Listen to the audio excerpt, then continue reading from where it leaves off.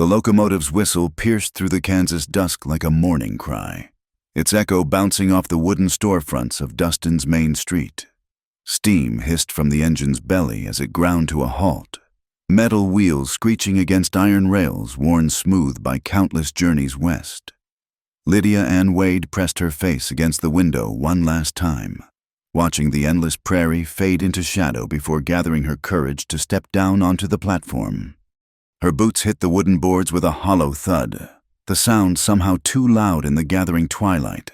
She clutched her worn leather valise with both hands, knuckles white beneath her traveling gloves. The other passengers pushed past her families, reuniting with tears and laughter. Businessmen striding purposefully toward the hotel, cowboys heading for the saloon. But Lydia stood alone, her gray traveling dress already collecting dust from the autumn wind that swept across the platform. She'd memorized the telegram so many times she could recite it in her sleep if she could sleep. Position secured. Stop. Seamstress needed Crow's Hill Ranch. Stop. Will meet Tuesday train. Stop. Ask for Samuel Morrison. But as the platform emptied and the last porter wheeled away the mail cart, no one approached her. No Samuel Morrison. No one from Crow's Hill Ranch. Just her and the dying light. The station master, a portly man with graying whiskers, began extinguishing the platform lanterns one by one. Lydia forced herself to move, approaching him before he could retreat into his office. "Excuse me, sir, I'm looking for someone from the Crow's Hill Ranch. A Mr. Morrison was supposed to meet me." The man squinted at her through wire spectacles, then shook his head slowly. "Crow's Hill, that's near 20 miles north. Miss, haven't seen nobody from there in... Oh, must be 2 weeks now. You sure you got the right day?" Lydia's heart sank, but she kept her voice steady. "Yes, sir. Tuesday, September 15th.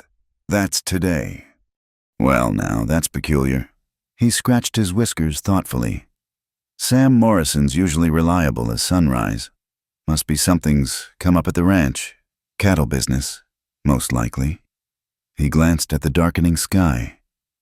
"You got somewhere to stay tonight, miss?" The question hung in the air like smoke. Lydia had exactly $12 to her name, enough for perhaps a week's lodging if she was careful. But she'd counted on starting work immediately. The rooming houses she'd passed on the way looked respectable enough, but the thought of lying in another strange bed, staring at another strange ceiling, waiting for the nightmares to come. "I'll manage," she said quietly. "Thank you for your help." The station master looked uncertain but tipped his cap and shuffled back to his office, leaving Lydia alone on the platform. She picked up her valise and walked down the steps to Main Street, her footsteps echoing on the planks.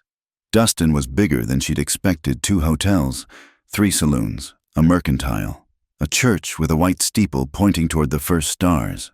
But size didn't make it feel less foreign. She'd been walking without sleep for 3 days now, catching only brief moments of rest on the train when exhaustion overtook fear. The familiar weight pressed against her chest, that suffocating sensation that came whenever she thought about closing her eyes. In Boston, after the fire, the doctors had given her laudanum. It had helped for a while, making the world soft and distant. But the dreams always found their way through. Dreams of smoke and screaming, of reaching for her sister's hand through the flames and grasping only air. Lydia shook her head sharply, banishing the memories.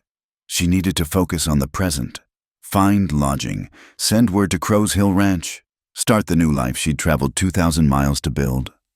The Dust Devil's saloon spilled yellow light and raucous laughter onto the street.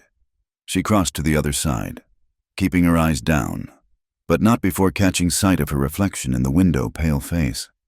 Dark circles under gray eyes, brown hair escaping from its pins. She looked exactly like what she was, a woman running from something, though whether she was running from the past or from sleep itself, she couldn't say. At the end of Main Street, she found a modest rooming house with a hand-painted sign reading Mrs. Eliza Hartwell's Lodgings for Respectable Ladies. The paint was peeling, but the windows were clean and lace curtains suggested a feminine touch. Lydia climbed the steps and knocked. No answer, She knocked again, louder this time. Still nothing. Through the window, she could see a tidy parlor with needlepoint cushions and a piano draped with a fringed shawl, but no signs of life. A note tacked to the door explained that Mrs. Hartwell was attending her sister's confinement in Topeka and would return in a fortnight. Panic clawed at Lydia's throat. The other hotel would be more expensive, full of traveling men and their curious stares. She could try the church ministers' wives, sometimes took in stranded women, but the thought of explaining her situation, of seeing pity in another stranger's eyes, made her stomach turn. She sank onto the top step, valise at her feet, and watched the town transform in the darkness. Lanterns bloomed like fireflies in windows. The saloon grew louder. Somewhere a dog barked and a baby cried. And life continued its ancient rhythms while she sat suspended between her old life and whatever came next. That's when she heard the hoofbeats. A lone rider approached from the north road, his horse's gait steady and unhurried. As he drew closer, she could make out his silhouette, broad shoulders, wide-brimmed hat, the easy posture of someone who lived in the saddle. A lantern hung from his saddle horn, casting a circle of gold that moved with the horse's rhythm. He might have ridden past without noticing her, just another cowboy heading for whiskey and cards. But his horse shied at something, a cat, perhaps, darting across the road. As he gentled the animal, his lantern light swept across the boarding house steps, illuminating Lydia's still form. The rider pulled up short. For a long moment, they regarded each other, she from her perch on the steps, he from atop his bay gelding. Then he touched his hat brim and spoke in a voice like distant thunder. "Evening, ma'am. You waiting on Mrs. Hartwell?" Lydia found her voice. "She's away, in Topeka." "That's so." He shifted in the saddle, leather creaking. "You just come in on the train I passed the station. Didn't see nobody there." "Yes, I was supposed to be met for a position at Crow's Hill Ranch." Something changed in his posture, a straightening, an attention that hadn't been there before. "Crow's Hill, the seamstress Sam Morrison sent for." Hope fluttered in her chest. "Yes, do you know him? Do you know why he didn't come?" The man dismounted in one fluid motion, keeping a respectful distance but moving into the circle of his own lantern light. Now she could see him clearly weathered face, dark hair that needed cutting, eyes the color of winter sky. Not young, but not old either. Maybe 35. His clothes were plain but clean, his gun belt worn with the casual ease of someone who'd never had to use it in anger. "Name's Colt Radner," he said. "I manage the Double Bar J, few miles past Crow's Hill. Afraid I've got some news about Sam Morrison." Colt Radner's words hung in the air between them like smoke from a distant fire. He removed his hat, running a hand through his dark hair before continuing. "Sam Morrison broke his leg 2 weeks back. Horse spooked at a rattler, threw him hard. He's laid up at Crow's Hill, probably cursing himself 7 ways to Sunday for missing you." Lydia felt the last of her strength drain away. She'd traveled so far, held herself together through endless miles of track and sleepless nights, only to find herself stranded in a strange town with nowhere to go. She pressed her palms against her knees to stop them from shaking. Will he recover?" she managed.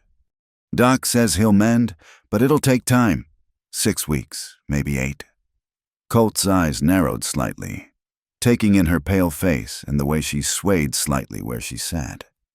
"When's the last time you ate something, ma'am?" The question caught her off guard.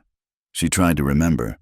There had been some bread on the train yesterday, or was it the day before time had become fluid, marked only by the rhythm of the rails and the cycle of light and darkness she could no longer trust? "I'm fine," she said automatically. "No offense, ma'am, but you don't look fine. You look like a stiff wind could knock you over." He gestured toward the dark rooming house. "And with Mrs. Hartwell gone, you don't have many options for lodging. The Imperial Hotel's decent enough, but—" He paused, seeming to weigh his words. "Well, it's not exactly suitable for a lady alone." Lydia knew what he meant. She'd seen such places before, full of drummers and gamblers, thin walls and thinner morals. The thought of trying to stay awake in such surroundings, jumping at every footstep in the hallway, every drunken laugh. "I'll manage," she repeated, though the words sounded hollow even to her. Colt studied her for a long moment, his expression unreadable in the lantern light. Then he seemed to come to some decision. "Look, ma'am, Miss Wade, Lydia Wade. Miss Wade, I don't make a habit of involving myself in other folks' troubles, but Sam Morrison's a good man, and he'd never forgive me if I left you sitting on these steps. There's a woman here in town, Bess Crowley. She's a widow, respectable as they come. Used to work as a nurse during the war. She's got a spare room she sometimes rents out. I couldn't impose." "It's not imposing if you're paying for it, and Bess could use the money. Her husband left her the house, but not much else." He whistled softly, and his horse ambled closer. "I'll take you there, introduce you proper. After that, you can figure out what to do about Crow's Hill." Lydia wanted to refuse. Every instinct told her to handle this herself, to not accept help from strangers, especially men. But the alternative, wandering the streets looking for somewhere, anywhere, to pass the night seemed worse. And there was something about Colt Radnor that inspired a cautious trust. Maybe it was the way he kept his distance, or how he'd mentioned Mrs. Crowley's respectability before anything else. "All right," she said finally. "Thank you." He tied his horse to the hitching post and offered her his arm. She stood carefully, her legs stiff from sitting, and allowed him to steady her. His arm was solid as oak beneath her fingers, and she caught the scents of leather and horse and something else sage, maybe, or prairie grass. They walked in silence down Main Street, past the saloons and shops, turning onto a quieter residential road lined with small houses.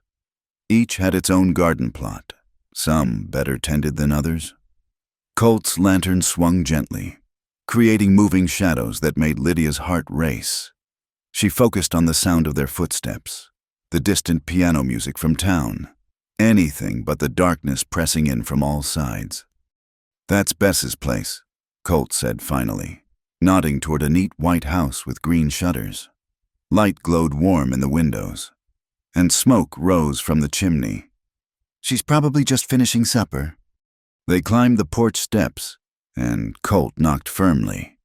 Footsteps approached, and the door opened to reveal a woman in her 50s with steel-gray hair pinned in a practical bun. Her face was lined but kind, and her eyes sharp blue took in the scene with quick intelligence. "Colt Radnor," she said, not unkindly. "What brings you to my door at this hour, and who's this?" "Evening. Bess, this is Miss Lydia Wade.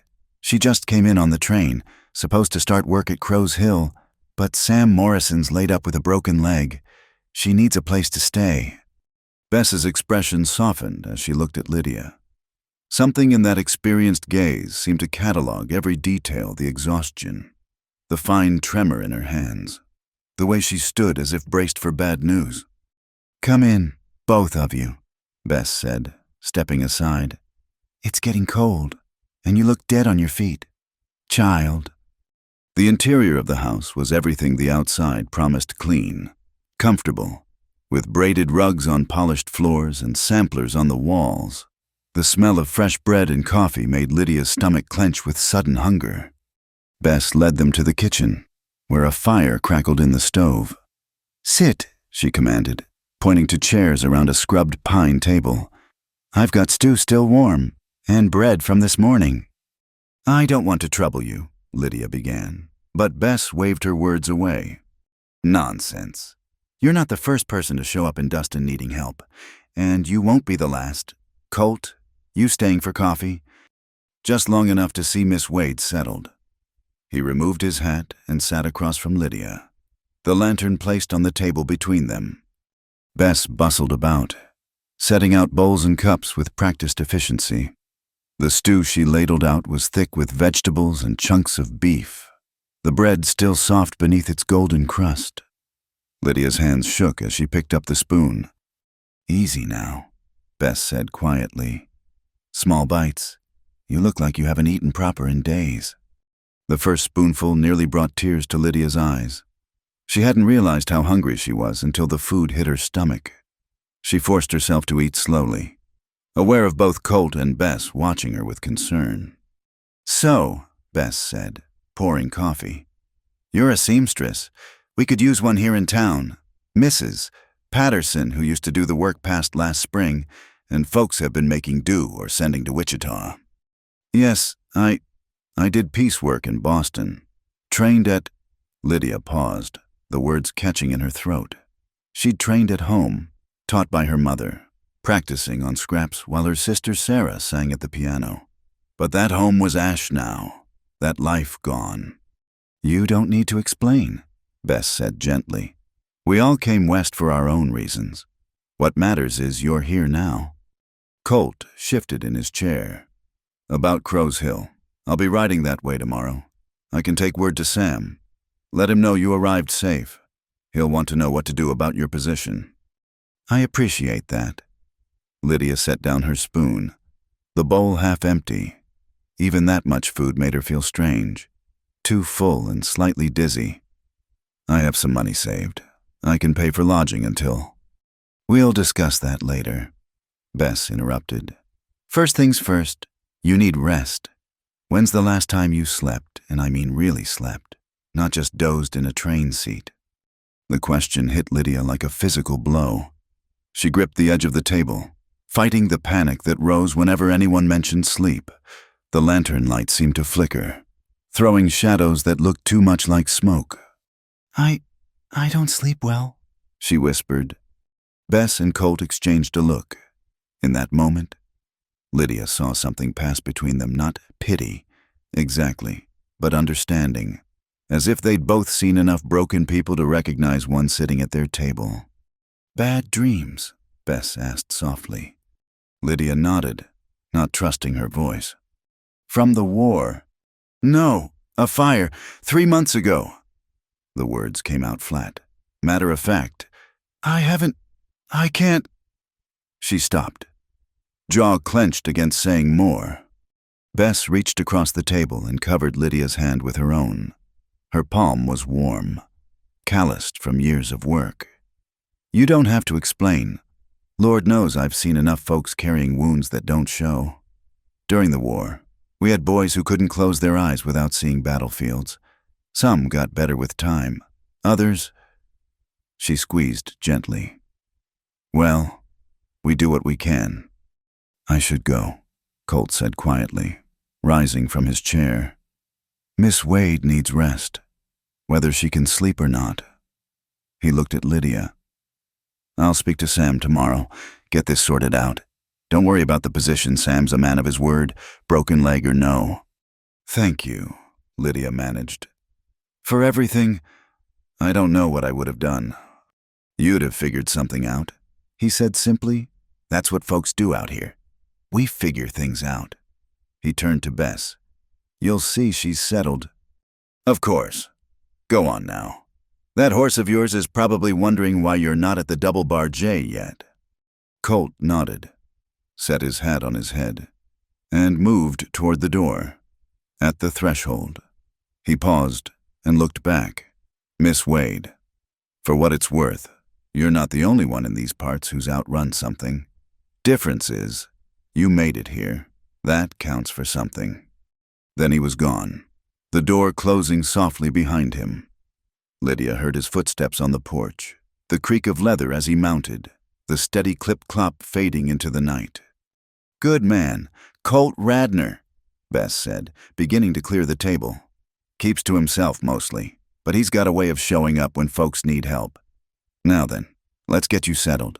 The spare room's small but clean, and I'll put fresh linens on the bed." Mrs. Crowley." "Bess, just Bess." "Bess, I should tell you, about the sleeping, I sometimes, that is, the dreams can be—" Lydia struggled to find words that wouldn't make her sound mad. "I might disturb your rest. I sometimes wake up upset." Bess paused in her washing up, considering, "Child, I nursed boys through amputations without laudanum. I held grown men while they cried for their mothers.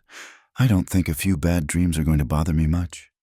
She dried her hands on her apron. "Come on, let's get you upstairs. You need to wash the travel dust off, and I'll find you something to sleep in. Tomorrow we can figure out the rest." The spare room was indeed small but clean, with a brass bed covered in a hand-stitched quilt, a washstand with pitcher and bowl, and a single window overlooking the back garden. Bess had left a nightgown on the bed, plain white cotton, soft from many washings, and a towel beside the wash basin.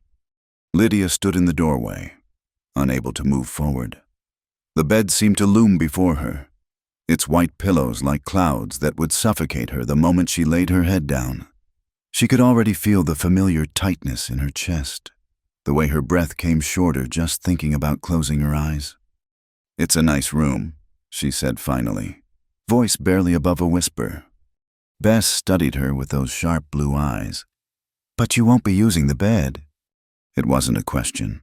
Lydia's shoulders sagged with relief at not having to explain. "I can sit in the chair," she offered. "I've done it before. I don't want to be trouble." "Hush now. Come back downstairs with me." They returned to the kitchen, where Bess stoked the fire in the stove and set about making tea. She pulled herbs from glass jars on a shelf: chamomile, valerian root, something else Lydia couldn't identify. "During the war," Bess said as she worked, "I learned that healing's not just about bandages and medicines. Sometimes it's about finding what helps a person feel safe enough to let their guard down." She poured hot water over the herbs, releasing a fragrant steam. For some boys, it was letters from home. For others, it was keeping a weapon close. One young soldier from Georgia couldn't rest unless he could see the door. "The fire," Lydia found herself saying. "It came at night. Everyone was sleeping. I only woke because—" She stopped, hands clenched in her lap. Because Sarah had been coughing. Her little sister's weak lungs had saved Lydia's life and cost Sarah her own. Bess set a cup of tea in front of her. "You don't need to tell me, but sometimes the telling helps. Sometimes it doesn't. You'll know which when you're ready." The tea was bitter but soothing. Lydia wrapped her hands around the warm cup, letting the heat seep into her cold fingers. They sat in companionable silence while the clock on the mantel ticked away the minutes. "I have nightgown on," Lydia said eventually, "but I can't. Lying down makes it worse. The smoke always came from above. You see, falling like snow, but hot, so hot." "Then we won't lie down." Bess rose and went to a cupboard, pulling out quilts and a pillow. "The settee in the parlor is quite comfortable for sitting up. Many a night I've dozed there myself, reading or sewing. You can rest there, and I'll leave a lamp burning low." They moved to the parlor, where Bess arranged the quilts on a worn but comfortable settee near the fireplace. The room was cozy, with photographs on the mantel and books lined neatly on shelves. A basket of mending sat beside a rocking chair. "My husband built these shelves," Bess said, running a hand along the smooth wood. "James was a carpenter before the war, good with his hands, patient." A shadow crossed her face. "Typhoid took him 5 years ago, but this house still feels like him. You know, sometimes I think that's why I take in strays to fill up the quiet." Lydia sank onto the settee, pulling a quilt around her shoulders. "I'm not sure I'm worth taking in. I can't even sleep like a normal person." "Normal?" Bess snorted. "Show me someone in this town who's normal, and I'll show you someone who's hiding something. We've all got our burdens. Child, yours just happens to come calling at night." She lit the oil lamp on the side table, adjusting the wick until it cast a gentle glow. "There now. I'll be just upstairs if you need anything. And Lydia," she paused at the doorway, "that tea will help, whether you sleep or not. Sometimes just resting the body is enough." Alone in the parlor, Lydia tucked her feet beneath her and stared into the dying fire. The house settled around her with small creaks and sighs. But unlike the rooming houses and train stations of the past months, these sounds felt protective rather than threatening. Through the window, She could see stars, more stars than she'd ever seen in Boston, spread across the prairie sky like spilled salt. She must have dozed, because suddenly she was back in the narrow hallway of their Boston home, smoke pouring through the gaps in the floorboards above. Sarah's door wouldn't open, swollen shut from the heat, and Lydia's hands were bleeding from pounding on it, splinters driving deep into her palms. She could hear her sister coughing, calling her name, but the smoke was too thick, the heat too intense, and someone was pulling her back, away from the door, toward the window. "Easy there, easy." Lydia's eyes flew open. She was half standing, one hand stretched toward nothing, the other gripping the lamp so hard the glass chimney rattled. Tea had spilled across the floor in a spreading puddle. Bess stood in the doorway in her wrapper, gray hair braided for sleep. Without a word, she crossed to Lydia and gently pried the lamp from her grip, setting it safely aside. "I'm sorry," Lydia gasped. "I'm so sorry. I didn't mean to wake you." "Hush." Bess fetched a cloth from the kitchen and mopped up the spilled tea with practiced efficiency. "You didn't wake me. I was reading." She gestured to Lydia's hands. "Let me see." Only then did Lydia notice the thin line of blood on her palm where she'd gripped the lamp too hard. Bess examined it with professional detachment, then retrieved a small wooden box from a shelf. "Sit back down," she ordered, and Lydia obeyed. Bess cleaned the small cut with something that stung, then wrapped a strip of clean cloth around it. "There, no real damage, though I think we'll find you something softer to hold on to than glass lamps." She disappeared again, returning with an armload of fabric. "Here," she said, dumping it on the settee beside Lydia. "Mending work. Mrs. Morrison, Sam's wife, sent it over last week. Shirts, mostly, and some household linens. Nothing fancy, but it'll keep your hands busy." Lydia picked up a shirt with a torn sleeve, running her fingers over the fabric. Good quality cotton, worn soft from use.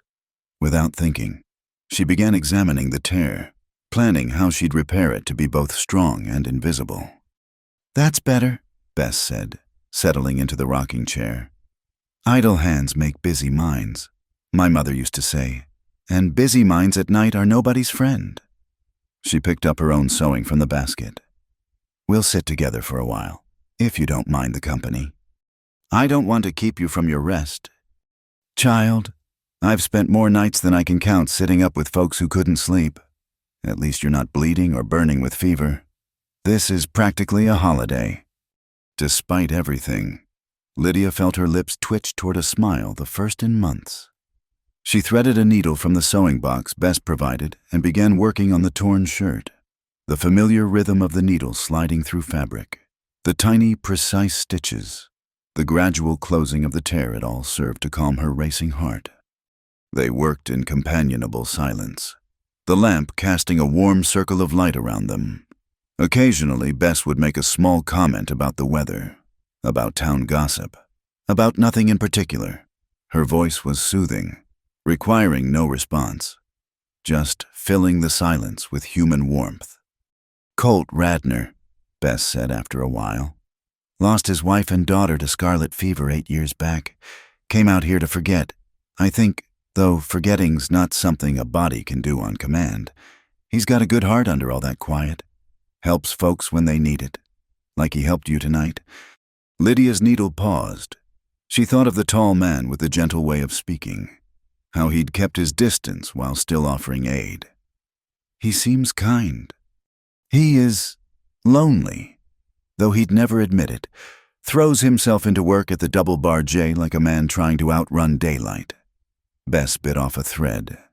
"I mention it only because sometimes it helps to know you're not the only one carrying something heavy." The clock chimed midnight, then 1, then 2. Lydia finished the shirt and started on a pillowcase with embroidered edges that needed reinforcing. Her eyes burned with exhaustion, but every time she thought about lying down, her chest tightened with panic. "Tell me about Boston," Bess said suddenly. "Not the fire. Before that, what was it like?" Lydia was quiet for a moment, then began to speak. She told Bess about the narrow streets and church bells, about the harbor with its forest of masts, about winters so cold the water froze between the wharves. She talked about the shop where she'd worked, fixing fancy dresses for ladies who changed their minds about trim as often as they changed gloves. "My sister Sarah loved to watch the ships," she heard herself saying. She'd make up stories about where they were going, what adventures the sailors would have. She wanted to travel, see the world. Lydia's voice caught. She was only 17. "A grievous loss," Bess said simply. "No words make that better. Mother went trying to get to her. Father went trying to get Mother, and I—" Lydia's hands stilled on the fabric. "I let them pull me out the window. I let them save me while my family burned." "You lived," Bess corrected firmly. "That's not a thing to be ashamed of. The living's harder than the dying sometimes, but it's not wrong." They sat with that truth between them as the clock ticked on and the lamp burned steady. Outside, a coyote howled in the distance, answered by another. The wild sound should have frightened Lydia, but instead it seemed fitting creatures calling across the darkness, saying, "I'm here, I'm alive, I'm not alone." Near dawn, exhaustion finally won over fear. Lydia's eyes grew heavy, her stitches less precise. The needle slipped from her fingers. "There now," Bess said softly, rising from her chair. "Just rest a bit. Not sleep, just rest. I'll be right here." She adjusted the quilt around Lydia's shoulders, picked up the fallen needle, and returned to her chair. Lydia let her head fall back against the settee, eyes still open but unfocused. The parlor was growing lighter, dawn seeping through the windows in shades of gray and pink. "I used to love mornings," Lydia murmured. "Before, Sarah and I would wake early, before Mother and Father, and make tea. We'd sit in the kitchen and watch the sun come up, planning our day." "You'll love them again," Bess said with quiet certainty. "Different than before. Maybe, but the sun keeps rising whether we're watching or not. Might as well try to find some beauty in it." The morning sun painted Main Street gold as Lydia made her way to Fletcher's Mercantile, the largest dry goods store in Dustin. Bess had given her directions and a letter of introduction to Mr. Fletcher, who might have work for a seamstress. 3 days had passed since her arrival, 3 nights of sitting up with needle and thread, catching only fragments of rest when exhaustion overtook fear. The bell above the door jangled as she entered, the sound sharp in the morning quiet. The store smelled of coffee beans and new cloth, pickles and brine and leather goods. Bolts of fabric lined one wall, calico and muslin, wool and cotton duck, while the other held everything from harnesses to hairpins. "Help you, miss." A thin man with pomaded hair appeared from behind the counter, his smile professional but not unkind. "Mr. Fletcher, I'm Lydia Wade. Mrs. Crowley sent me about the seamstress position." "Ah, yes. Bess mentioned you might stop by." He studied her with merchant's eyes, taking in her neat appearance and the careful mending on her traveling dress. "We've been sending alterations to Wichita since Mrs. Patterson passed. Been costly and slow. You do custom work?" "Yes, sir. Alterations, new garments, mending. I brought samples of my work." She produced a carefully wrapped bundle handkerchiefs with her finest embroidery, a child's dress she'd made on the train to keep her hands busy. Fletcher examined them with growing interest. "This is fine work, very fine. Eastern trained." "Yes, sir. 3 years at—" She caught herself before mentioning the shop that no longer existed. "At an establishment in Boston." "Well, we're not Boston here, but folks still need clothes that fit proper. I've got a back room full of work that's been piling up. Would you like to see—" The back room was cramped but organized, with a cutting table, 2 sewing machines, one clearly broken, and shelves of materials. A pile of garments awaiting attention sat in baskets along one wall. "The terms would be this," Fletcher said. "You work here in the shop. Use our materials for customer orders. I take 40% of the fee. You keep 60, For work you take home or materials you provide yourself, it's 70-30 in your favor. Fair. More than fair, actually. Yes, Mr. Fletcher. When would you like me to start? How about now, Mrs.? Garrison's been waiting 2 weeks for her Sunday dress to be let out, and the mayor's wife has a torn riding habit that needs attention before the harvest dance. Lydia hung her shawl on a peg and set to work. The familiar rhythm of measuring, pinning, and stitching helped steady her nerves. Through the doorway, she could hear Fletcher dealing with customers, the casual gossip of a small town flowing like water. "That the new seamstress?" she heard a woman ask. "The one staying with Bess Crowley." "That's her, from back east. Seems competent enough. I heard she came for the Crow's Hill position. Shame about Sam Morrison's leg. Though maybe it's for the best that ranch is isolated. No place for a woman alone." Lydia kept her head down, focusing on the delicate work of adjusting Mrs. Garrison's dress. Let them talk. She'd learned that fighting gossip only fed it.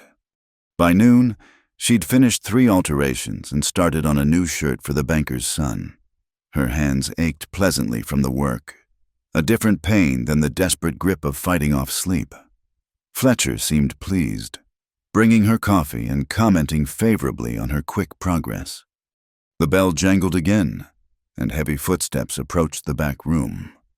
Lydia looked up to find Colt Radnor in the doorway, hat in hand. "Miss Wade, heard you'd found work here." His presence filled the small space, making her aware of how cramped the room was. "I spoke to Sam Morrison yesterday. He sends his apologies and wants to know if you're still interested in the Crow's Hill position once he's back on his feet." "That's kind of him." She set down her needle carefully. "But I think I'll stay in town for now. The work here suits me." Something flickered in his eyes' approval, maybe, or relief. "Probably wise. Ranch life can be hard for those not raised to it." He shifted his weight, seeming uncomfortable with small talk. "I also wanted to...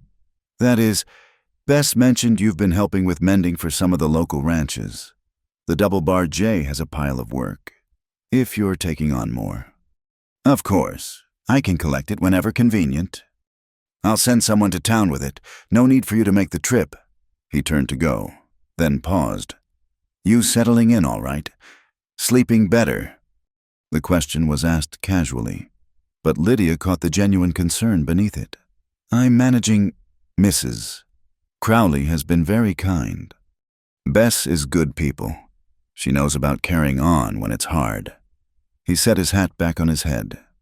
"Good day, Miss Wade." After he left, Lydia found her concentration broken. She kept thinking about his question, sleeping better, and the way he'd asked it.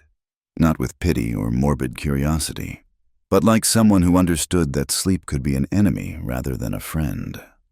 The afternoon brought a steady stream of customers, word having spread that the new seamstress was competent and quick. Lydia took measurements, discussed fabric choices, and promised completion dates she knew she could meet even with her limited rest. Several women brought mending, and one, a rancher's wife named Clara Henshaw, commissioned a new dress for the harvest dance. "Nothing too fancy," Clara said, fingering a bolt of deep blue calico. "But something that doesn't scream, 'I've been wearing the same dress for 3 years.' You know?" Lydia smiled, the expression still feeling foreign on her face. "I understand perfectly. This blue would complement your coloring beautifully." As the day wore on, she fell into the rhythm of the work. Pin here, stitch there, press and fold and measure again. Her mind could focus on the immediate task, pushing away memories of smoke and screaming. The other women who came in were curious but not unkind, and Fletcher proved to be a fair employer who appreciated skilled work. Near closing time, a young woman burst through the door, bonnet askew and cheeks flushed with exertion. "Mr. Fletcher, is the seamstress still here? Please say she is." Fletcher gestured toward the back room. "She's here. Miss Tompkins. What's the emergency?" Miss Tompkins, who couldn't have been more than 18, rushed to where Lydia sat. "Oh, thank goodness. My wedding dress. It's torn. The wedding's in 3 days. And I can't, that is. Mama will just die if... She produced a bundle of white silk and lace, clearly an expensive garment that had seen better days.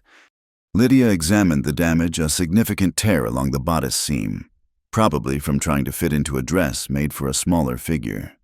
I can fix this, she said calmly. But it'll need delicate work. Can you come for a fitting tomorrow? Oh, yes, anything. The girl's eyes filled with grateful tears. I was so afraid. It was my grandmother's dress. You see, Mama had it brought from St. Louis, and if I'd ruined it... It's not ruined, Lydia assured her. Just wounded. Fabric can be healed. Same as people. Sometimes the mended spots are even stronger than before. She hadn't meant to say that last part, but Miss Tompkins beamed as if she'd heard great wisdom. After taking quick measurements and promising to work on the dress that very evening, Lydia sent the girl on her way. Fletcher closed the shop as the sun began to sink. Good first day, he said, counting out Lydia's wages. You've got gentle hands and a steady manner. That's what folks need, someone who can fix what's broken without making a fuss about it. Walking back to Bess's house, Lydia reflected on the unexpected truth of his words. All day, she'd been fixing things, tears and rips, loose buttons and failed seams. Each small repair felt like a tiny victory against the destruction that haunted her nights. The smell of gunpowder made her freeze. For a moment, she was back in Boston, the acrid smoke filling her lungs. Then she realized it was just someone cleaning a rifle in their yard. The sharp scent carried on the evening breeze. She forced herself to keep walking, fists clenched in her skirt. By the time she reached Bess's house, her heart had slowed to normal. The older woman was in the garden, picking late tomatoes. Good day, Bess asked, straightening with a hand on her back. Yes, busier than I expected. Lydia helped gather the tomatoes into a basket. A wedding dress to mend tonight, if that's all right. I'll need good light. Of course. We'll set you up in the parlor after supper. Colt Radner stopped by earlier. Left a whole bundle of mending from the double-bar J. I put it in the sewing corner. They went inside together, the house already feeling familiar after only 3 days. As Lydia washed up for supper, she caught sight of herself in the mirror. She still looked tired, still had shadows under her eyes, but something was different. Purpose, maybe? The beginning of belonging. That night, working on Miss Tompkins' wedding dress by lamplight while Bess read aloud from Pilgrim's Progress, Lydia felt the faintest stirring of something she'd thought lost forever: hope. Not for sleep, not yet, but for a life that could be lived even without it, one careful stitch at a time. The clock struck midnight. In a few hours, the fear would come, the memories would surface, and she'd fight them off with a needle and thread. But for now, in this circle of golden light, with kind companionship and useful work, Lydia Wade began to believe she might survive after all. The October rain came down in sheets, turning Main Street into a river of mud. Lydia had worked late at Fletcher's, finishing the last alterations for the harvest dance, and now found herself stranded under the mercantile's awning as water poured from the sky like grief. She'd been in Dustin for 3 weeks now, had established a routine that kept her hands busy and her mind occupied. But tonight felt different. The sound of rain on the roof reminded her too much of another sound, the crackle and hiss of flames eating through timber, the collapse of burning beams. Her hands shook as she clutched her shawl tighter. The smithy across the street offered the only other shelter. Its doors closed, but the overhang deep enough to provide protection. Lydia made a dash for it, skirts hiked above the mud, and pressed herself against the workshop's wall just as another sheet of rain swept past. She should go to Bess's house. It was only 4 blocks, and she'd been soaked before, but her legs wouldn't move. The rational part of her mind knew this was foolish. It was just rain, just weather. But her body remembered another night when she'd stood frozen, unable to choose between 2 terrible options. Time passed. The rain continued. Lydia sank down to sit on an overturned barrel, arms wrapped around herself, eyes fixed on the darkness beyond the smithy's lamplight. Cold seeped through her dress. Her teeth began to chatter, but still she couldn't make herself move. That's how Colt found her. She didn't hear his approach over the rain until he was standing directly in front of her, water streaming from his hat brim. He must have been checking on something in town, or perhaps returning from the saloon, though he didn't smell of whiskey. "Miss Wade," he had to raise his voice over the storm. "What are you doing out here?" She looked up at him, seeing her own reflection in his concerned eyes, a woman undone by something as simple as weather. "I can't," she said, though the words made no sense. "The rain sounds like I can't walk home in it."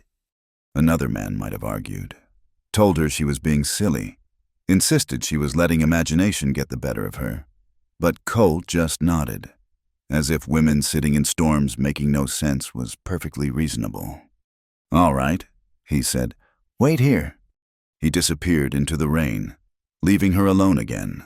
But within minutes, he was back, leading his horse with a canvas tarp from the smithy stretched between them like a makeshift roof. "Can you stand?" he asked gently. She nodded, forcing her stiff legs to support her. Colt positioned her between himself and the horse, the tarp overhead blocking the worst of the rain.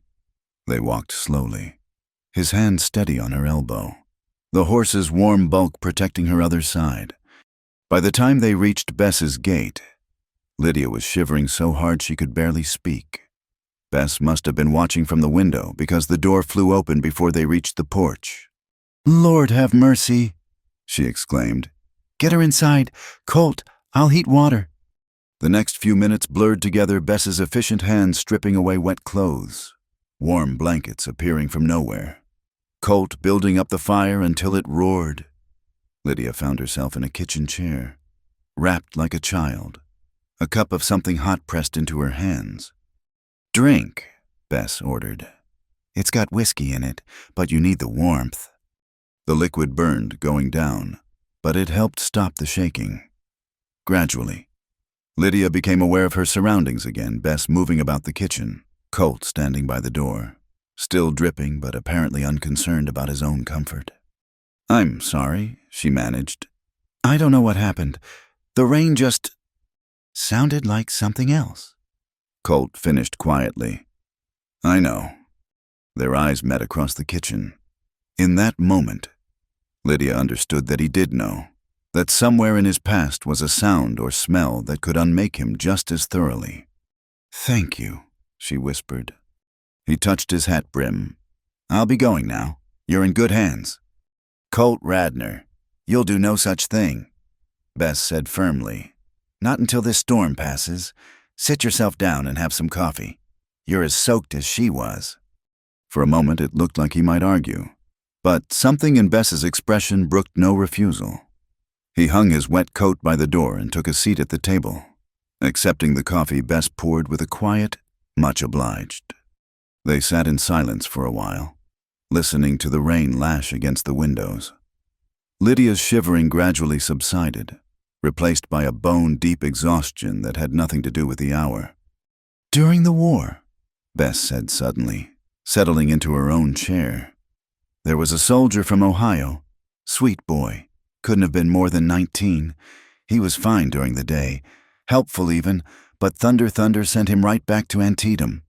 He'd hide under the hospital beds, shaking like a leaf." "What happened to him?" Lydia asked. "He got better, slowly. Found work as a telegraph operator where he could be inside during storms. Last I heard, he'd married and had 2 little ones." Bess's eyes were kind but direct. "The point is, these things ease with time. Not disappear, maybe, but ease." Colt set down his coffee cup with a soft clink. "Sometimes they don't ease. Sometimes you just learn to live around them, like a tree growing around a fence post. The metal's still there, but the tree keeps growing anyway." It was the most Lydia had heard him say at once. She wondered what fence posts he'd grown around, what sounds or smells could strip away his careful control.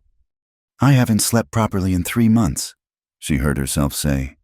Every time I close my eyes, I'm back in that hallway, and the smoke is coming, and I can't get to her. I can't get to any of them." Her voice broke. "A grown woman who can't even walk in the rain. What use is that?" "You mended 6 dresses today," Bess said matter-of-factly. "Fixed Mrs. Henderson's tablecloth that her grandmother brought from Germany. Made Miss Tompkins cry with joy when she saw her wedding dress.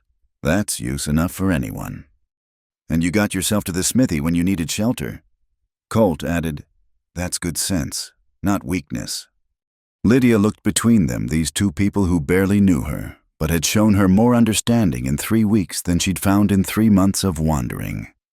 "Why are you both so kind to me?" Bess and Colt exchanged a glance. "Because," Bess said simply, "we've all been lost in storms. Makes no sense not to help when you see someone else caught in one." The rain began to slacken, its violent drumming softening to a steady patter. Colt stood, reaching for his still damp coat. "Storm's passing," he said. "I should head back." "Your ranch is 5 miles in the dark through mud." Bess protested. "Don't be foolish." "I've ridden in worse." He paused at the door, looking back at Lydia. "Miss Wade, if you find yourself caught out again, storm or no storm, the double-bar J is always open. Sometimes a change of walls helps." Then he was gone, the door closing softly behind him. Lydia heard his horse's hooves squelching through the mud, fading into the distance. "That man," Bess said, shaking her head. "Stubborn as a mule and twice as noble. Now then, let's get you properly warm. I'll make more tea without the whiskey this time, and we'll sit up like usual." As Lydia followed her to the parlor, she realized something had shifted. The storm had broken something loose inside her, some wall she'd built to keep the fear contained. But instead of drowning her, it had washed her up on this shore into the care of people who understood that breaking wasn't the same as being broken. She took her usual place on the settee, picking up the mending basket. Tomorrow she'd be the strange seamstress again, the woman who never slept, the Eastern girl with the haunted eyes. But tonight, she was just Lydia, sitting with a friend, stitching fabric whole while rain gentled the world outside. "Bess," she said as the older woman settled with her own sewing, "tell me about your husband. What was he like?" A smile softened Bess's weathered features. "James O. He was something. Hands like bear paws, but gentle as a lamb. Could coax beauty out of raw lumber like you wouldn't believe." As Bess talked, sharing memories of a man who'd been gone 5 years but still lived in every corner of this house, Lydia felt her needle moving in steady rhythm. The rain continued, but it no longer sounded like destruction. It sounded like washing, like clearing, like the world making itself clean for whatever came next. When dawn finally broke, pale and washed pure, Lydia was still awake, but for the first time since the fire, the wakefulness felt less like a curse and more like a vigil watching over something worth protecting, even if that something was just the fragile beginning of hope. The invitation came on a Thursday morning, delivered by a young ranch hand who twisted his hat nervously as Lydia accepted the envelope at Fletcher's back door. "Mrs. Morrison says there's no rush for an answer, ma'am," the boy stammered, "but she'd be mighty pleased if you could come." After he left, Lydia turned the cream-colored envelope over in her hands. Her name was written in elegant script, Miss Lydia Wade. Inside, the invitation was simple but warm. Rebecca Morrison requested the pleasure of her company for Sunday dinner at Crow's Hill Ranch, along with a tour of the property where Lydia might have worked. "You should go," Fletcher said, peering over her shoulder. "Rebecca Morrison's good people. Besides, might drum up more business. Ranch wives always need seamstress work." But Lydia hesitated. The invitation meant a full day away from town, away from the familiar sanctuary of Bess's house. It meant open spaces and strangers and the possibility of being caught somewhere she couldn't easily escape if the panic came. That evening, she showed the invitation to Bess, who read it with interest. Rebecca must be feeling well enough for company. The baby's been keeping her confined these past months. I don't know if I should accept.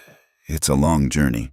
And Colt Radnor's ranch is on the way, Bess interrupted gently. I'm sure he'd escort you if asked. Man rides that direction every Sunday anyway to check on his northern pastures. Lydia felt heat rise in her cheeks. I couldn't impose. Nonsense. I'll send word tomorrow. Which was how Lydia found herself the following Sunday morning, dressed in her best blue wool dress, waiting on Bess's porch as Colt Radnor approached on horseback, leading a gentle mare. Morning, Miss Wade, he said, touching his hat. Heard you needed passage to Crow's Hill. I'm grateful for your help, she managed, trying not to think about how different he looked in his Sunday clothes, clean-shaven, wearing a vest under his coat, though the same well-worn hat shadowed his eyes. He dismounted and helped her onto the mare with practiced ease. Her name's Buttercup, steadiest horse in Kansas. Just hold the reins loose and let her follow. The first mile passed in comfortable silence, the horses walking side by side through the crisp November morning. Frost sparkled on the grass, and their breath made small clouds in the air. Lydia found herself relaxing incrementally, the gentle sway of the mare's gait soothing rather than frightening. You ever ride before? Colt asked eventually. A little. When I was young, my father kept a buggy horse. She paused, then added, Sarah loved to ride. She'd sneak to the stables every chance she got. It was the first time she'd mentioned her sister to anyone but Bess without the words catching in her throat like broken glass. Tell me about her, Colt said simply. So Lydia did. As they rode through the endless grassland, she found herself sharing memories she'd locked away Sarah's laugh, her stubborn streak, the way she'd hum while doing chores. Colt listened without interrupting, occasionally making a small sound of understanding. She would have loved this, Lydia said, gesturing at the vast sky. All this space. She used to say Boston was too small for her dreams. What did she dream of? Everything. Seeing the ocean from a ship instead of the harbor, meeting people who spoke different languages. She wanted to write stories about her adventures. Lydia's voice softened. She kept journals full of tales she'd made up. They burned with everything else. They'd reached a small rise, and Colt reined in his horse. Before them stretched the prairie in all directions, golden brown grass rippling like water. In the distance, Lydia could make out buildings Crow's Hill Ranch. It's beautiful, she breathed. Different from Boston, I reckon. Yes, but maybe that's what I needed. Somewhere that doesn't remind me. She trailed off, watching a hawk circle overhead. They continued on, but as they approached the ranch, Lydia noticed something that made her stomach clench. Smoke rose from behind one of the barns, thick, black smoke that brought instant, visceral fear flooding through her body.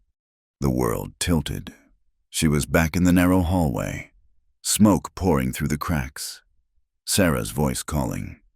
Miss Wade? Lydia! Colt's voice cut through the panic.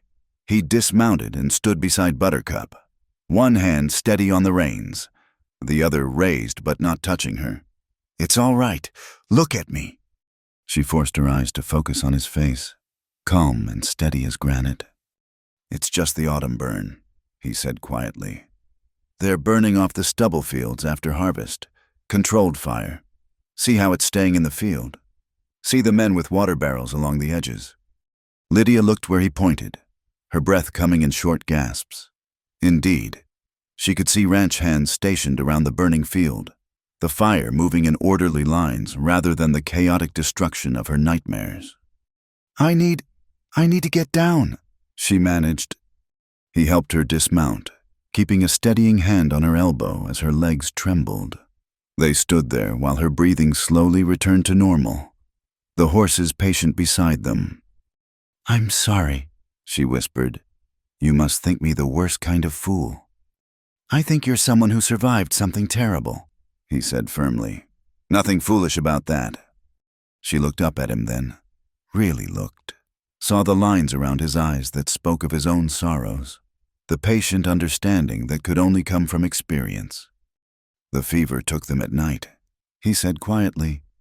Mary and little Emma. For a long time after, I couldn't stand the sound of coughing. Still can't, sometimes. Heard a child cough in town last week and had to walk out of the mercantile. The admission hung between them, a shared truth that somehow made the rest bearable. We should go, Lydia said finally. Mrs.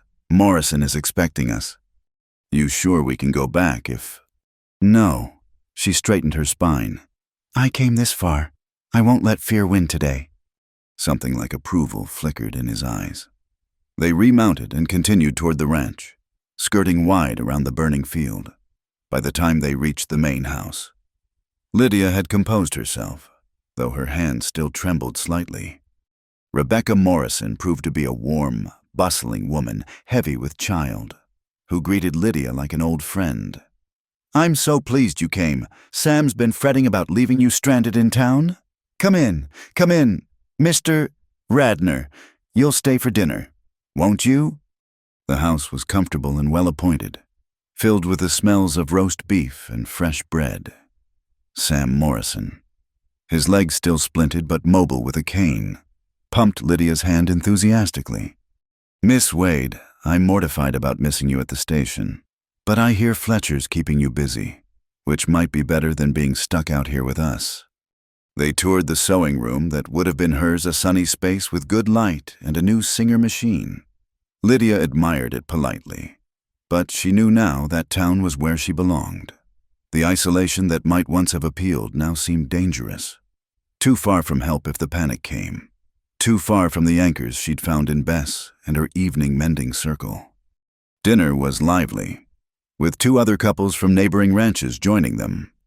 The conversation flowed around cattle prices and weather predictions, town gossip and plans for Christmas festivities. Lydia found herself relaxing, even contributing a funny story about Miss Tompkins' wedding dress disaster. But as they prepared to leave, the controlled burn still smoldering in the distance, Rebecca Morrison pulled Lydia aside. I wanted to thank you, she said quietly. Thank me for what? For being honest with Sam about why the position wouldn't suit. He felt terrible about your circumstances. But Colt Radnor explained that town was better for you right now. It takes courage to know your own limits. Lydia glanced at Colt, who was helping Sam with something in the hallway. He told you about... Only that you'd had a loss and needed to be near people while you healed. Nothing more specific. Rebecca squeezed her hand. I lost my parents when I was young.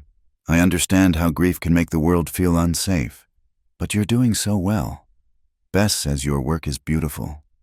The ride back was quieter, the afternoon sun slanting across the prairie as they passed the burned field, now just black earth with a few wisps of smoke. Lydia made herself look at it directly. Controlled burns make the soil richer, Colt said, following her gaze. Come spring, that field will be the greenest on the property. Things grow after fire, Lydia said softly. I'm trying to believe that. It's not about believing. It's about waiting and watching. Growth comes whether you believe in it or not. As they neared town, Dustin's church steeple visible in the distance, Lydia felt something settle in her chest. She'd faced fire today, controlled, contained, but still fire, and survived. More than that, she'd spent a day being normal, being social, being something other than the sleepless seamstress with the tragic past. Thank you, she said as they reached Bess's gate, for taking me, for understanding about the fire, for telling me about your family. He dismounted to help her down, his hands steady on her waist for just a moment. We're all walking wounded out here. Miss Wade, difference is, some of us have learned to walk steady despite the limp. As he rode away, Lydia stood at the gate watching until he disappeared around the corner. Then she went inside to tell Bess about her day, about facing fire and finding that she was still standing when the smoke cleared. The first time Lydia tried to sleep lying down was on a Tuesday night in late November. She'd been in Dustin for 2 months, And something Bess had said at supper about a soldier who'd finally managed to sleep in a proper bed after years of sitting up had lodged in her mind like a splinter. She waited until the house was quiet, then arranged herself carefully on the settee, lowering her head inch by inch onto the pillow. Her heart hammered against her ribs as if trying to escape. The ceiling above seemed to press down, and she could almost smell the smoke, feel the heat. She jerked upright, gasping. "Just try for 5 minutes," she whispered to herself. 5 minutes lying flat. She tried again. This time, she made it perhaps 30 seconds before the panic won. By dawn, she'd given up, returning to her usual position propped against the arm of the settee, needle in hand. But the next night, she tried again, and the next. It was during one of these attempts, a week later, that she heard the soft knock at the front door. Past midnight, too late for visitors. Bess appeared at the parlor doorway in her wrapper, looking concerned. "It's Colt," she said quietly. "Says there's trouble at the Hendricks place. Martha's having the baby early, and Doc's out at the Willow Creek Ranch with a broken leg case. I need to go help." Lydia was already standing. "I'll come with you." "Child, you don't need to—" "I want to help, please." Bess studied her for a moment, then nodded. "Get your warmest cloak. It's bitter cold tonight." Colt waited outside with a wagon, lanterns swinging from the sides. He helped them up without comment, though Lydia caught his surprised glance at her presence. The ride through the frozen darkness seemed endless, stars brilliant overhead in the clear December air. The Hendricks ranch was in chaos when they arrived. Tom Hendricks paced the porch like a caged animal while children's faces pressed against windows. Inside, they could hear Martha's cries of pain. "Thank God," Tom said when he saw Bess. "She's been laboring since noon. Something's not right." Bess was already rolling up her sleeves. "Colt, keep Tom out here. Lydia, come with me." The next hours blurred together. Lydia fetched water, tore cloth for bandages, held Martha's hand while Bess worked with calm efficiency. The baby was turned wrong. Bess explained during a brief respite, but she delivered plenty of breech babies during the war. "You're doing fine," Lydia murmured to Martha, wiping sweat from her brow. "Bess knows what she's doing." Martha gripped her hand hard enough to hurt. "My mother died in childbirth," she gasped. "I can't leave my babies. I can't—" "You won't," Lydia said firmly, surprising herself with her certainty. "You're strong, and Bess is here, and you're going to meet your baby soon." As the night wore on, Lydia found herself slipping into a strange calm. There was no room for her own fears when Martha needed strength, no space for memories when the present demanded everything. She followed Bess's quiet instructions, marveling at the older woman's steady hands and reassuring voice.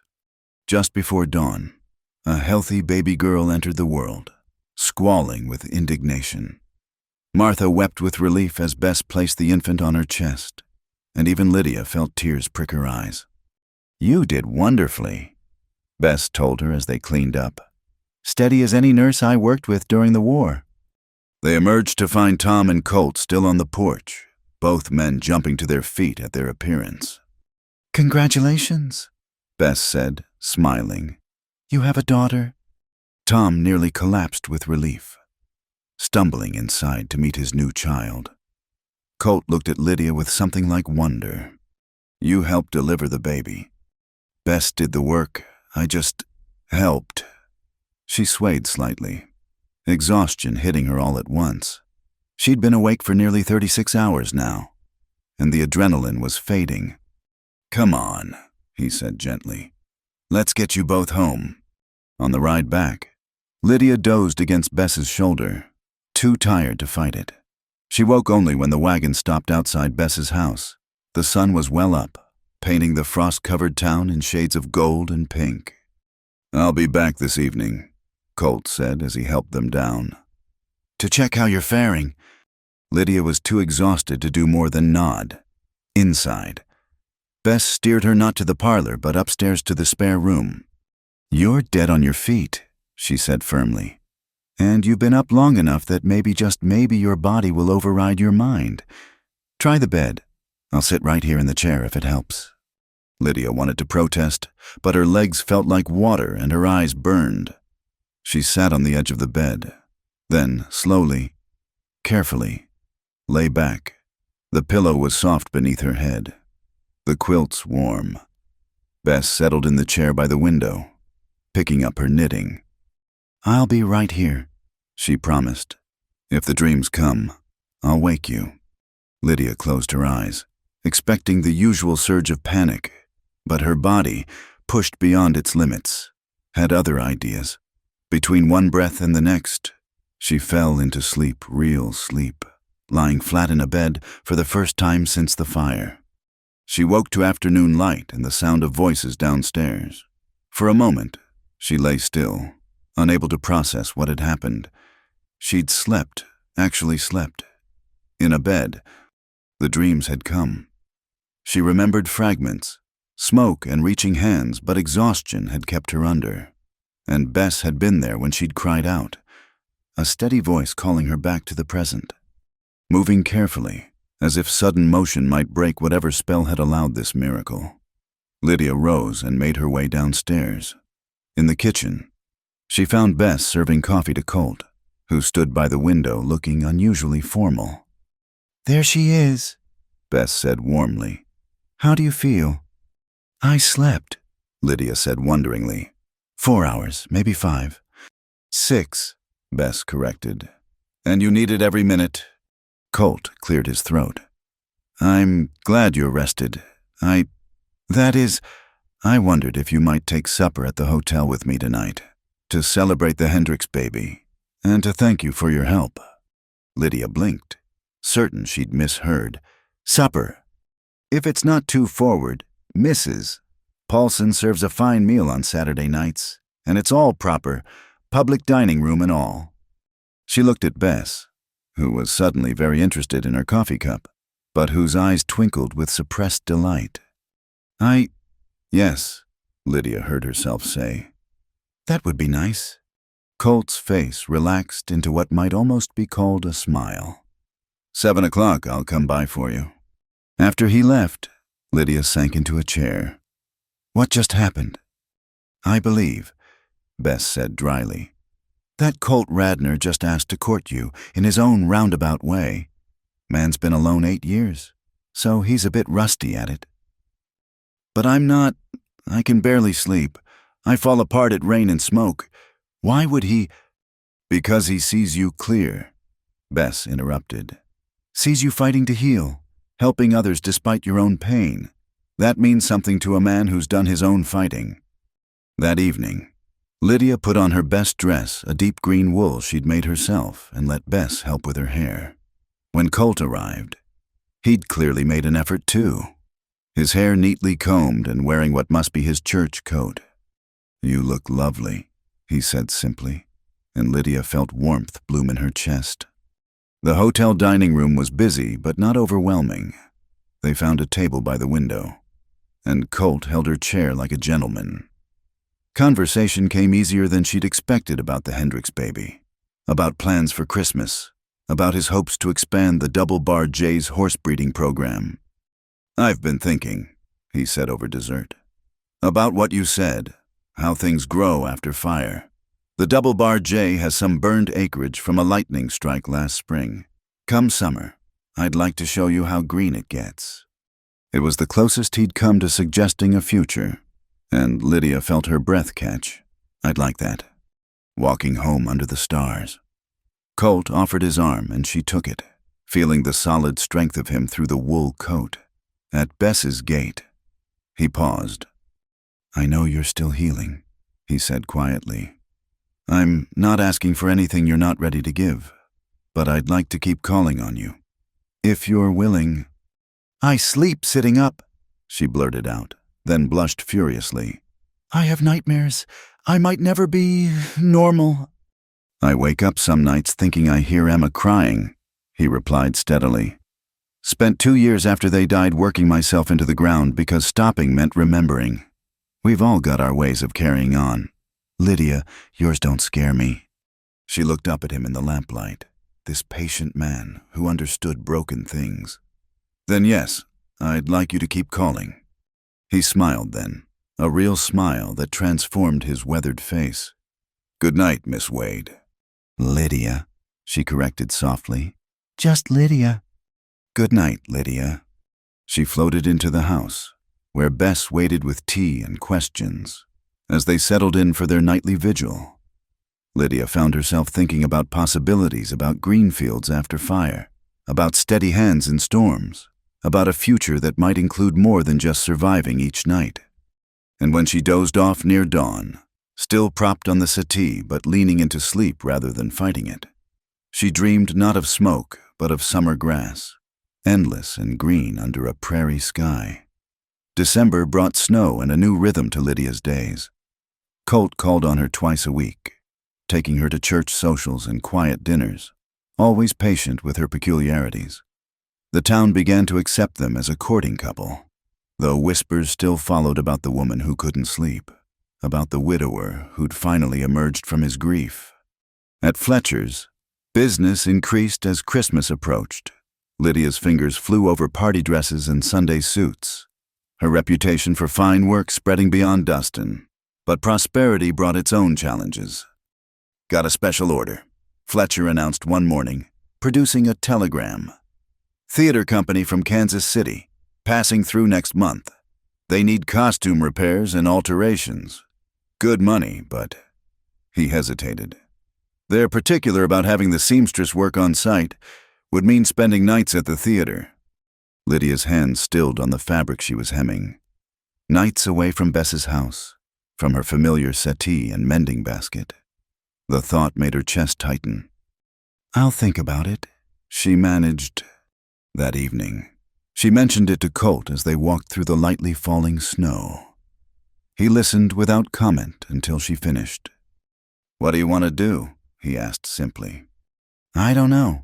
The money would be good, and it's prestigious work. But you'd have to sleep somewhere else. It sounds so foolish when you say it out loud. He stopped walking, turning to face her. Nothing about your struggles is foolish. But maybe this is a chance to test yourself. See how far you've come. What if I can't do it? What if I fall apart? Then you come home. But what if you don't fall apart? What if you find out you're stronger than you think? His faith in her was both warming and terrifying. That night, she talked it over with Bess, who offered similar encouragement. I could come with you for the first night, Bess suggested. Help you get settled. But Lydia knew that would just be postponing the inevitable. If she was going to do this, she needed to do it alone. She accepted the job. The week before the theater company arrived, Lydia barely slept at all. Not from nightmares, but from anxiety about the upcoming challenge. Colt noticed her increasing tension and finally intervened. Come to the ranch tomorrow, he said after finding her nearly in tears over a simple torn seam. You need a day away from town. She wanted to refuse, to hide in her sewing room until she felt ready, which might be never. But something in his steady gaze made her nod. The double-bar J was beautiful in winter, snow blanketing the fields and weighing down pine branches. Colt gave her a tour of the house, modest but well-kept, with touches that spoke of his late wife's presence. He didn't apologize for them or hurry past, simply acknowledged them as part of the landscape of his life. In what had been the nursery, Lydia stopped short. A rocking horse sat by the window, a small quilt draped over its back. Emma loved that horse, Colt said quietly. Mary made the quilt while she was expecting. I know I should pack these things away, but then they'd be gone, Lydia finished. And sometimes having something to touch makes the loss bearable. He looked at her with such understanding that she had to turn away. They had dinner in the kitchen, simple fare that Colt had prepared himself. As night fell, Lydia felt the familiar anxiety rising. But instead of the parlor settee, Colt led her to his study. This is where I spent my nights. After, he said. Couldn't bear the bedroom, couldn't stand the empty house. So I'd sit here, reading the same pages over and over, waiting for dawn. The study was cozy, with a large armchair by the fire and books lining the walls. Without asking, Colt pulled a second chair close to the first. "We'll sit together for a while," he said. "You can sew, if you brought work, or we can talk, or just be quiet. Whatever helps." She'd brought mending, of course she always did. As she worked, Colt read aloud from a book of poetry, his deep voice soothing. When her hands began to shake around midnight, he simply reached over and covered them with one of his own, stilling the tremors. "Tell me about the theater job," he said. "What worries you most?" So she told him about the fear of waking up screaming in a strange place, of people thinking her mad, of losing the progress she'd made. "What's the worst that could happen?" he asked. "I could embarrass myself, lose the job, have to come home in disgrace. And then," she thought about it, "and then I'd go back to Bess's, keep sewing, life would continue." Exactly. The worst thing isn't as bad as the fear of it. As dawn approached, Lydia realized she'd dozed in the chair, her head tilted toward Colt's shoulder. She jerked upright, apologizing, but he just smiled. "You slept a little. That's good." "In a chair again," she said ruefully. "In a different chair, in a different house, with someone besides Bess nearby. That's progress. Lydia, don't dismiss it." On the ride back to town, she felt something shift inside her. The theater job still frightened her, but the fear no longer seemed insurmountable. The night before the theater company arrived, Bess helped her pack a small trunk, along with her clothes and sewing supplies. Lydia tucked in a small pillow from the settee, a piece of safety to carry with her. "I'm proud of you," Bess said, hugging her tight. "Remember, it's just a few nights. You can do anything for a few nights." Colt drove her to the theater, a grand building by Dustin standards with red velvet seats and painted backdrop screens. The company's manager, Mr. Theatrical Sterling, greeted her with enthusiasm. "Miss Wade, we've heard wonderful things about your work. Let me show you to your quarters." The room was small but clean, attached to the costume storage area. A narrow bed sat against one wall, a small table and chair against the other. Lydia set down her trunk, fighting the urge to flee. "I'll let you get settled." "Mister," Sterling said, "we'll start fittings in the morning." Alone, Lydia unpacked slowly, arranging her things just so. She placed the pillow on the chair, laid out her sewing supplies, and tried to make the space feel less foreign. That first night was hard.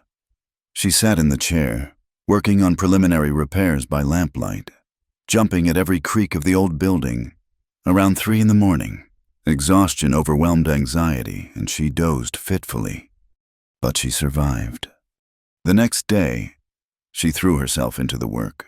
The costumes were elaborate silk gowns, military uniforms, fairy tale confections that had seen better days. The actors were kind, praising her quick fingers and clever solutions to impossible problems. "You're a treasure," the lead actress declared after Lydia managed to salvage an apparently ruined ball gown. "Where have you been hiding?" Each night got a little easier. She still couldn't bring herself to lie in the bed, but she moved the chair closer to it, even rested her feet on the mattress. On the third night, she woke to find she'd curled sideways across the bed, still fully dressed but horizontal. The morning the company was due to leave, she found Colt waiting outside the theater with Buttercup. "Thought you might like an escort home," he said simply. She nearly cried at the sight of him. "How did you know?" "Today's the last day. Figured you'd be ready for familiar faces." As they rode back to Bess's house, Lydia told him about her small victories, the sideways sleeping, the compliments on her work, the job offers from the actors to join their tour. "You turned them down." "Yes, I belong here, but knowing I could have gone, that means something." He reached over and squeezed her hand. "It means everything." Bess was waiting on the porch, tears in her eyes as she embraced Lydia. "Look at you, my brave girl." That night, Lydia lay down on the settee, actually lay down, head on pillow, and slept for 3 straight hours. When the nightmares came, she woke calmly, oriented herself, and went back to her sewing. "I'm healing," she whispered to the quiet room. "Slowly, but I'm healing." Outside, snow began to fall again, blanketing the world in soft white silence. But inside, by lamplight, Lydia Wade stitched her life back together, one careful thread at a time, knowing now that she was strong enough to sleep in strange places and wake up still herself. The lightning struck the old Harper barn just after midnight on a cold January night. Lydia woke to the sound of the fire bell clanging through the streets of Dustin, its bronze voice carrying panic and urgency across the frozen air. For a moment, she lay rigid on the settee, her body remembering another night, another fire. Then she heard the shouts outside, boots running on wooden sidewalks, and forced herself to move. Bess was already in the hallway, pulling on her cloak. "It's the Harper place, edge of town. Sounds like the barn caught fire." "I'll come," Lydia said, surprising herself. "Child, you don't have to." "I know, but I want to." They joined the stream of townspeople rushing toward the orange glow on the horizon. The Harper barn was fully engulfed when they arrived, flames reaching toward the stars like desperate fingers. Men had formed bucket brigades. Women were moving livestock to safety. Children huddled with their mothers at a safe distance. Lydia stood frozen at first, the heat on her face bringing back everything, the smoke, the screaming, Sarah's voice calling through the flames. But then she saw young Mrs. Harper crying as she tried to catch frightened chickens, and something stronger than fear moved her forward. "Here," she said, catching a squawking hen. "Where do they go?" For the next hour, she worked alongside the other women, saving what could be saved. The barn was lost, everyone could see that, but the house could be protected, the animals rescued, the family helped. When someone thrust a water bucket into her hands, she took her place in the line without thinking, passing bucket after bucket until her arms ached. Colt appeared beside her at some point, soot-streaked and grim. "You all right?" he asked quietly. "Yes," she said, and found she meant it. "I'm all right." The fire was controlled by dawn, the barn reduced to smoking timbers, but the house intact. The Harpers, overwhelmed with gratitude, thanked everyone who'd helped. As the crowd dispersed, Lydia noticed her hands were steady, her breathing normal. She'd stood before fire again, and this time she'd acted instead of freezing. "That was brave," Bess said as they walked home. "It didn't feel brave, it just felt necessary." Most brave things do. That afternoon, exhausted but unable to rest, Lydia found herself at Fletcher's, working on a commission for a wedding trousseau. Her mind kept returning to the fire, but not with the usual panic. Instead, she thought about the bucket brigade, neighbors helping neighbors, the community coming together to fight the destruction. "Heard you were at the fire last night," Fletcher commented. "Helped save the Harper's chickens." "Along with everyone else." "Not everyone else spent 3 months afraid of flame." He studied her kindly. "You're changing, Miss Wade. Growing stronger." She was saved from responding by the bell above the door. Colt entered, hat in hand, still bearing traces of soot despite obvious efforts to clean up. "Miss Wade, Mr. Fletcher." He nodded to each. "I wondered if I might speak with Miss Wade privately for a moment." Fletcher made himself scarce with a knowing smile.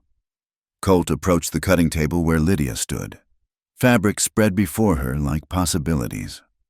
"I watched you last night," he said without preamble. "Saw you choose to help despite your fear. That's the kind of courage I want beside me always." Lydia's breath caught. "Colt, I know it's only been a few months. I know you're still healing. But I also know that I sleep better knowing you're safe at Bess's. That I watch for you at church. That my days are better when they include you." He pulled something from his pocket, his mother's ring.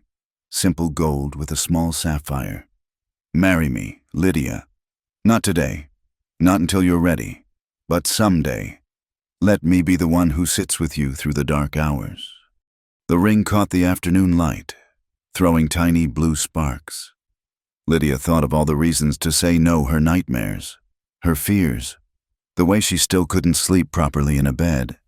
Then she thought of this man who'd shown her nothing but patient understanding, who'd shared his own grief, who'd waited with her through difficult nights without complaint.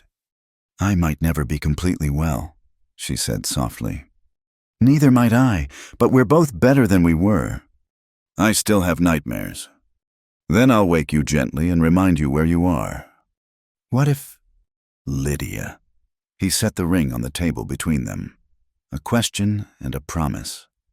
"I'm not asking you to be perfect. I'm asking you to be mine." She looked at him. This steady man who'd lost everything and chosen to love again despite the risk, who saw her struggles not as flaws but as proof of survival, who offered not to fix her but to stand beside her. "Yes," she whispered. His face transformed with joy. With shaking hands, he slipped the ring onto her finger, where it fit as if it had always belonged. "When?" he asked. "Spring," she said without hesitation. "After the fields grow green where the fire was, I want to see that first, the proof that beautiful things come after burning. Spring it is." They were married in April, when the burned fields blazed with new grass and wildflowers. The ceremony was simple, held in Bess's garden with the whole town in attendance. Lydia wore a dress she'd made herself. Ivory silk with tiny blue flowers embroidered at the hem, new life growing from good soil. That first night at the Double Bar, Jay Colt kept his promise. He set up a comfortable chair in their bedroom, placed her sewing basket within reach, and laid out extra quilts. "However you need to sleep, we'll make it work," he said simply. But as the night deepened and Colt's steady breathing filled the room, Lydia found herself moving from the chair to the edge of the bed. Then, carefully, she lay down beside her husband. When the dreams came, and they did come, he woke with her, held her gently, reminded her where she was until the shaking stopped. "I'm here," he murmured against her hair. "You're safe. The fire is over." By dawn, she'd managed 3 hours of sleep lying flat in their bed.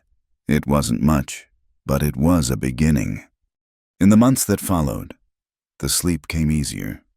Not perfect, never perfect, but better. Some nights she still needed the chair, still needed to sew until exhaustion claimed her.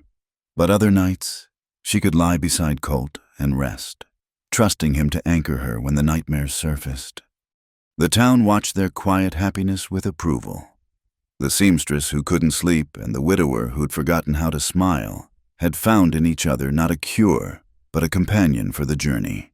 At Fletcher's shop, Lydia continued her work with renewed energy, her reputation growing throughout the county.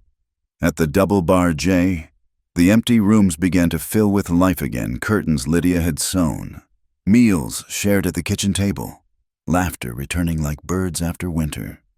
One evening, as they sat watching the sunset paint the prairie gold, Colt asked, "Do you still think about the fire?" "Every day," Lydia admitted. "But it doesn't control me anymore. It's just part of my story. The part that brought me here, to you." "I'm glad it brought you here," he said, pulling her close. "Despite the pain, despite everything." "So am I," she said, and meant it.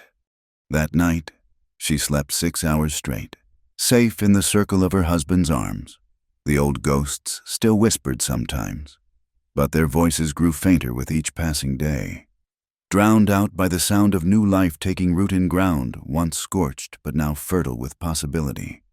In her dreams, she saw fields of green grass swaying in the wind, and Sarah's voice no longer called from the flames but sang from somewhere beyond them, whole and healed and free.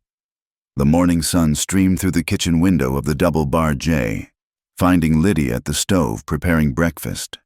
A year had passed since their wedding. and the rhythm of ranch life had become as familiar as the stitches in her sewing.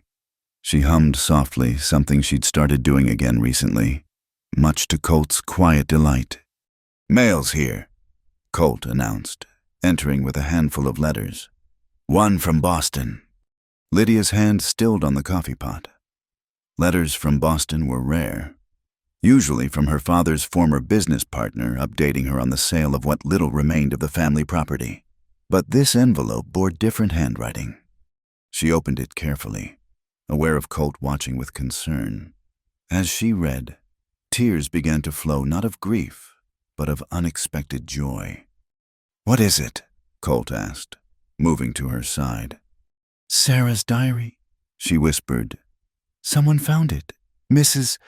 Pemberton, our old neighbor, she was clearing out her attic and found a box of things she'd saved from after. She thought I might want them." Among the salvaged items was Sarah's final journal, its pages smoke-damaged but readable.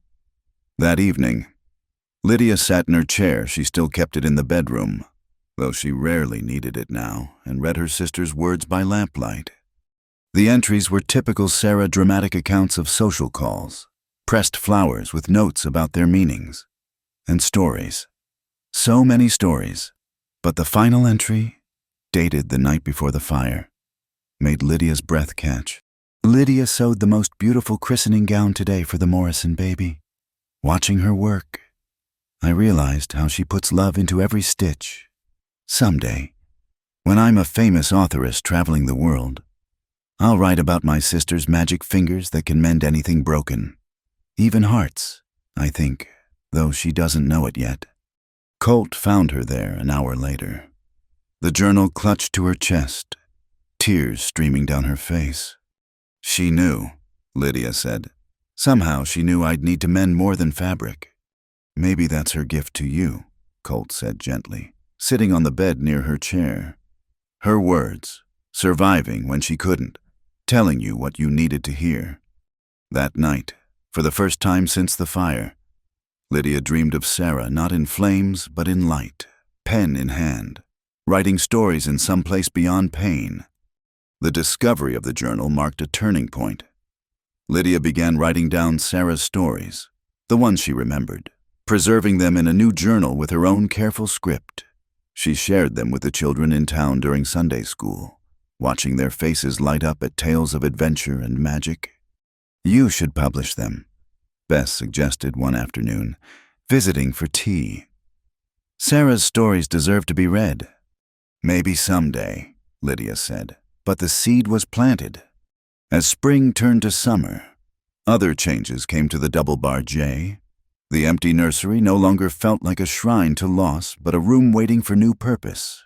When Lydia found herself sick in the morning, Bess's knowing smile confirmed what she suspected. A baby.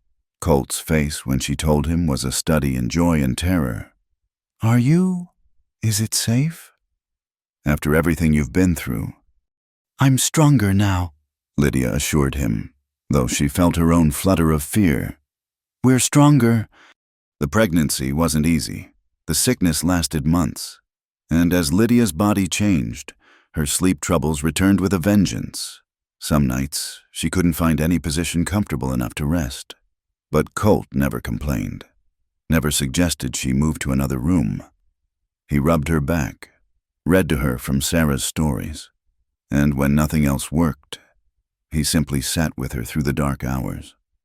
"I'm afraid," she admitted one night, 7 months along. "What if I can't protect this baby? What if something happens and I can't?" "Then we'll face it together." Colt interrupted firmly. "Just like we've faced everything else. You're not alone anymore. Lydia, not ever again." The baby came with the first snow of winter, after a long labor that tested every reserve of strength Lydia had built. But when Bess placed the squalling infant in her arms, a daughter with dark hair and her father's calm eyes, Lydia felt something settle deep in her soul. "Sarah," she whispered. "Her name is Sarah Hope Radner." Colt's eyes filled with tears as he touched his daughter's tiny hand.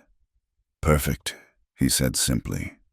That first night home, Lydia couldn't sleep but for once. It wasn't from nightmares. She sat in her familiar chair, little Sarah in her arms, marveling at this new life they'd created. Colt dozed on the bed nearby, one hand stretched toward them as if even in sleep he needed to know they were safe. As dawn broke, painting the snow-covered ranch in shades of pink and gold, Lydia realized she'd been awake all night without fear. The baby stirred, making soft sounds, and Lydia began to hum the same lullaby her mother had sung to her and Sarah so many years ago. "I slept," she said softly when Colt woke. "Not with my eyes closed, but I rested. Real rest, holding her. I felt peace." Over the following weeks, a new pattern emerged.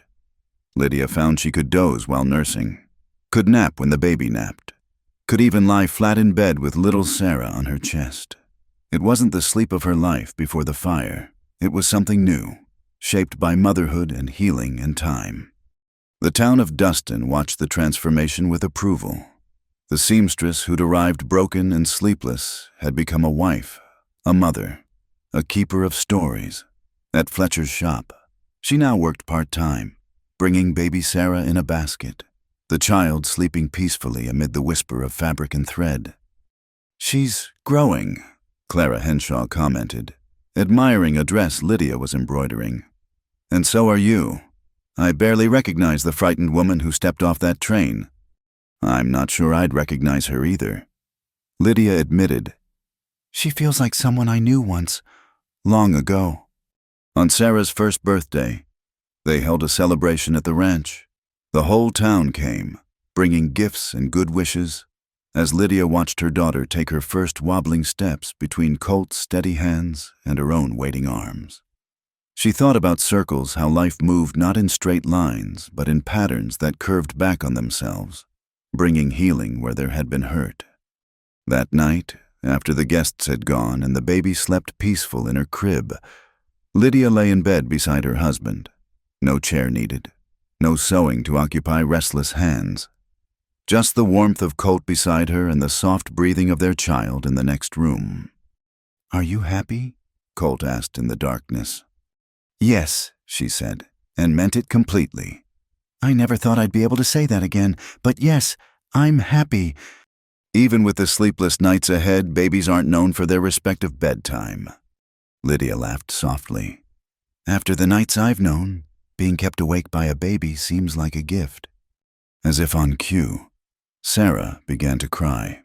Lydia rose to tend to her, moving through the darkness with sure steps. She lifted her daughter, settled into the rocking chair Colt had made, and began to nurse.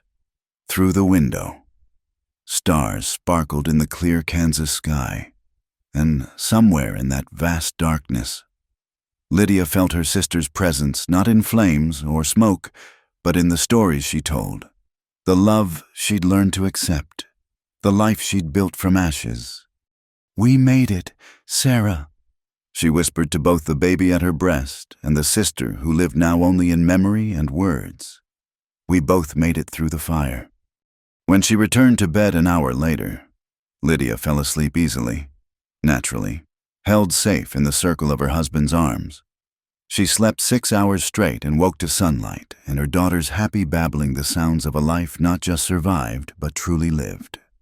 In Dustin, they still told the story of the seamstress who couldn't sleep and the widower who helped her heal. But now they added a new chapter, how broken things, carefully tended, could grow whole again. How love, patient and persistent, could chase away the darkest nightmares. How sometimes the best cure for old pain was the creation of new joy.